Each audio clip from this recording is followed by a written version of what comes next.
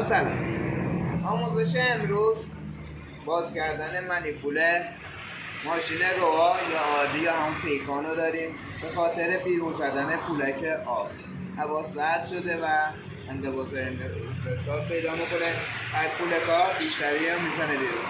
این نشتی زیادی هم داشته است که معلوم از سوراخی که بالای پولکش زده است بیرون. بریم باز کنیم و آموزش تعویض پولک ها بهتون آموزش بدیم. بریم برای باز کردن هواکش، منیفول و منیفول اگزوست بریم باز کنیم و پولک ها براتون تعویض کنیم. هواکش رو باز کردیم، پیچای منیفول هوا رو داریم. با بوکس 13 و واسطه کوتاه باز میکنیم که ما قبلا یک کمی بازشون کردیم، به راحتی با دست باز میشه. 3 تا دونه پیچ داره که واشر تحت پشتیشون قرار میگیره که منیفول هوا را با دود به همدیگه متصل میکنه و سر جای خود محکم نگه میداره. 3 تا دونه پیچ داره، 3 تا پیچا بازشون میکنیم.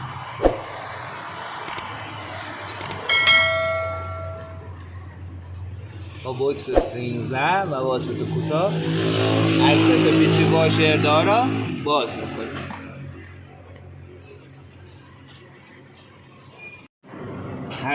همه پیچای منیفول رو باز کردیم. یه لوله داره مال بوستر ترمزه، از این قسمت بیرون میکشیم، کلا منیفول رو جداش میکنیم.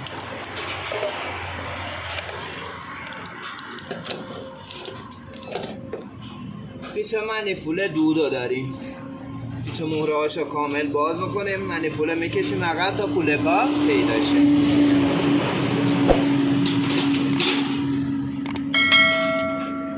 با آچار 13 یا بوکس 13 پیچای منیفول دودو باز میکنیم.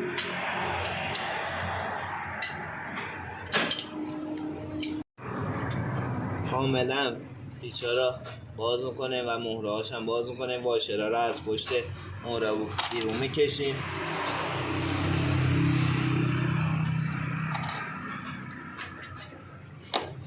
با احرام کردن یا همینجور کشیدن بیرون منیفول دود از سیلندر جداش میکنه.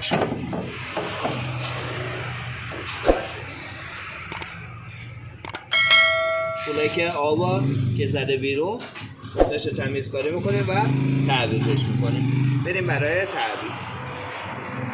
پولک آبی که زده بیرون حالا این قسمت بوده، هم خوردگی زیادی داشته هم سوراخ شده. بریم جاشو تمیزکاری کنیم و یه پولک جدید سر جاش قرار بدیم. بریم برای تمیز کردن پولک جدید سر جاش قرار بدیم.